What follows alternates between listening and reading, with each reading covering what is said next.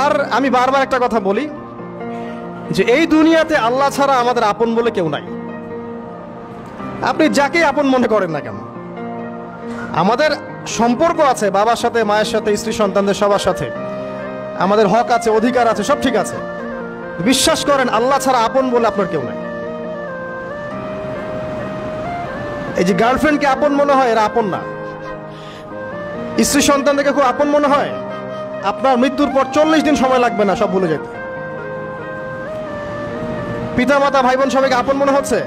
পিতামাতার স্থান বাবা মার পরে, আল্লাহ রসুলের পরে, সেটা ঠিক আছে, কিন্তু আপন আল্লাহ ছাড়া তারা নন।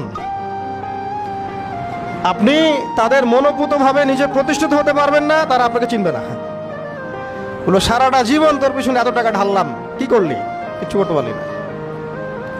আবার এখন যারা পিতামাতা হয়েছেন, সন্তানদেরকে আপন মনে হচ্ছে, দেখবেন এই সন্তানকে আপনি আপনার মনোপুতভাবে সম্পত্তি দিতে পারবেন না, ভরণ পোষণ দিতে পারবেন না। এই সন্তান বড় হয়ে আপনাকে বৃদ্ধাশ্রমে পাঠিয়ে দিতে পারে, নাউজুবিল্লাহ। অথবা আপনার সাথে এই সন্তানই খারাপ ব্যবহার করবে। আপন মনে হচ্ছে? আল্লাহ ছাড়া কেউ আপন না।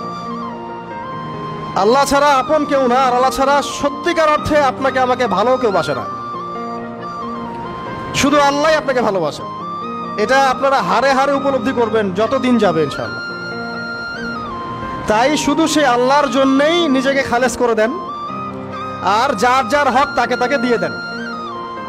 দুনিয়াতে শান্তিতে থাকার ফিলোসফি বলছি, philosophy of happiness in this হায়াতুদ দুনিয়া, সেটা হচ্ছে যার যার হক তাকে তাকে দিয়ে দেন, নিজের হক আল্লাহর কাছে চেয়ে নেন।